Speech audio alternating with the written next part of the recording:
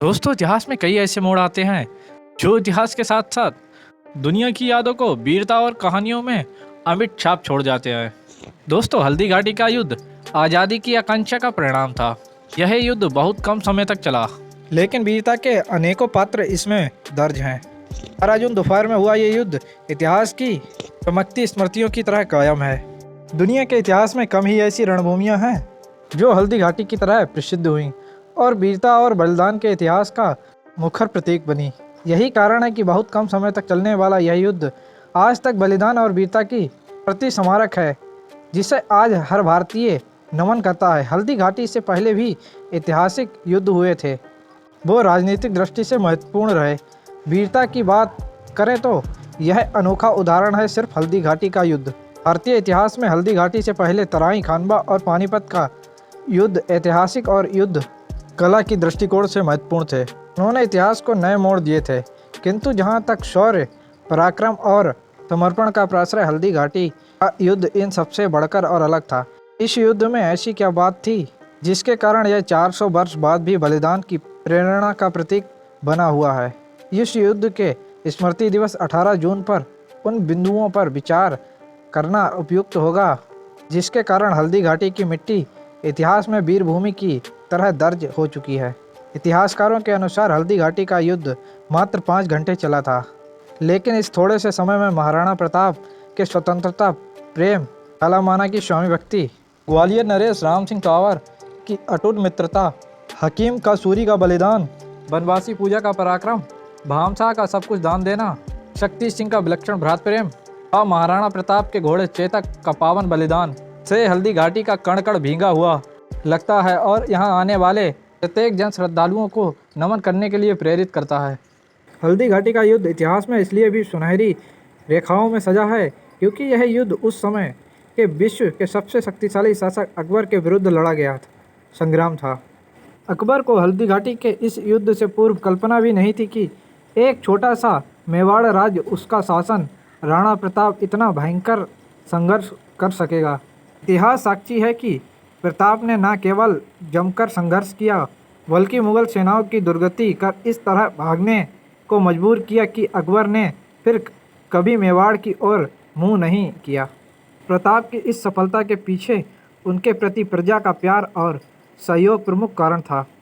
राणा प्रताप ने यह सब अपनी योग्यता, ईमानदारी और कर्तव्य परायणता से हासिल किया।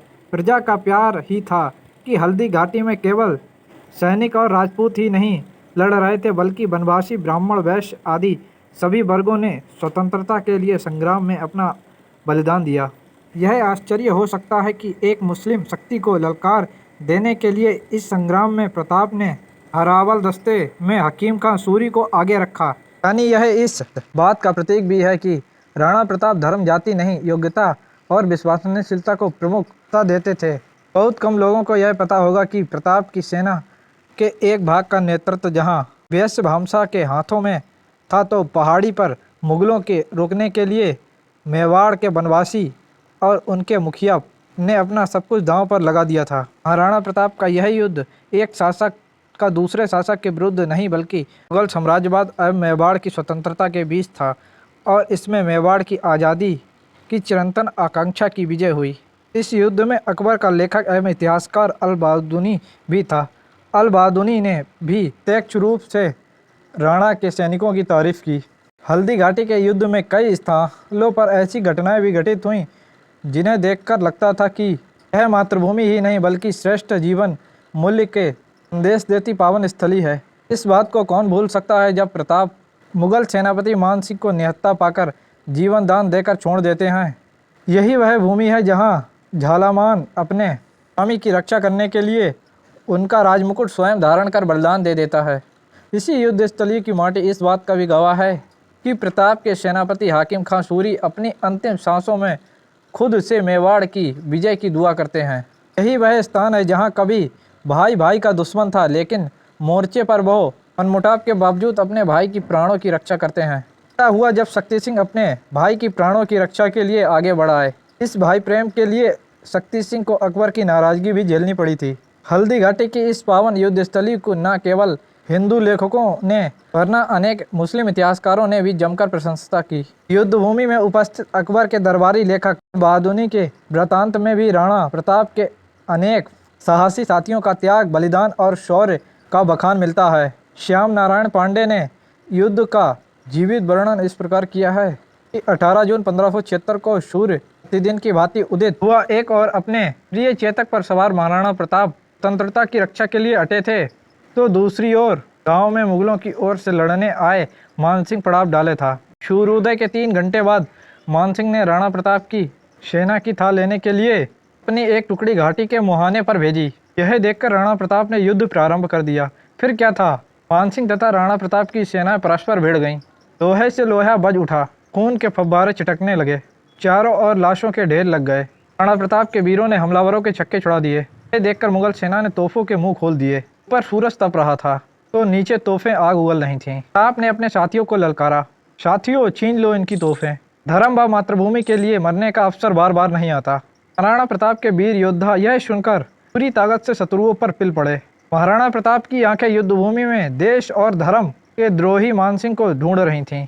वो उससे दो दो हाथ कर धरती को उसके भार से मुक्त करना चाहते थे। महाराणा प्रताप ने अपनी पूरी ताकत से निशाना साधकर अपना भाला फेंका, पर अचानक से महावत सामने आ गया। भाले ने उसकी ही बलि ले ली। उधर मानसिंह हौदे में छिप गया। हाथी बिना महावत के मैदान छोड़कर भाग गया। भागते हुए उसने मुगल सैनिकों को भी जहन्नुम भेज दिया। सेना में इससे निराशा फैल गई। तभी रणभूमि से भागे मानसिंह ने एक चालाकी की। उसकी सेना के सुरक्षित दस्ते ने ढोल नगाड़े के साथ युद्ध भूमि में प्रवेश किया और यह झूठा शोर मचा दिया कि बादशाह अकबर खुद लड़ने आ गया। इससे मुगल सेना के पांव थम गए और वो दुगने जोश से युद्ध करने लगे। और इधर राणा प्रताप घावों से निढाल हो चुके थे। मानसिंह के बच निकलने का उन्हें बहुत खेद था। सेना सब ओर से घिर चुकी थी। मुगल सेना संख्या बल में भी 3 गुनी थी, भी वो पूरे दम से लड़ रहे थे। ऐसे में यह रणनीति बनाई कि पीछे हटते हुए मुगल सेना को पहाड़ियों की ओर खींच लिया जाए। इस पर कार्रवाई प्रारंभ हुई। इस समय में झाला मानसिंह अग्रहण पूर्वक उसका छत्र और मुकुट स्वयं धारण कर लिया। उन्होंने कहा, महाराज, एक झाला के मरने से कोई अंतर नहीं आएगा। यदि आप बच गए तो कई झाला तैयार हो जाएंगे, पर यदि आप नहीं बचे तो देश किसके भरोसे विदेशी हमलावरों से युद्ध करेगा। छत्र और मुकुट के धोखे में मुगल सेना झाला से ही युद्ध में उलझी रही और राणा प्रताप सुरक्षित निकल गए। युद्ध में हल्दी घाटी की मिट्टी लाल तो हो गई, लेकिन मुगलों के हाथ कुछ नहीं आया। वीरता के रण से उठी दस्तानें आज भी राजस्थान के लोकगीतों में घुल चुकी हैं। इन गीतों के स्वर आज भी युद्ध की स्मृतियों को ताज़ा करते रहते हैं। तो हल्दी घाटी का युद्ध का इतिहास कैसा लगा कमेंट बॉक्स में कमेंट करके जरूर बताना। और आप हमारे चैनल पर पहली बार आए हो तो चैनल को सब्सक्राइब, वीडियो को लाइक करना मत भूलिएगा। मिलते हैं नेक्स्ट वीडियो में, तब तक के लिए जय हिंद।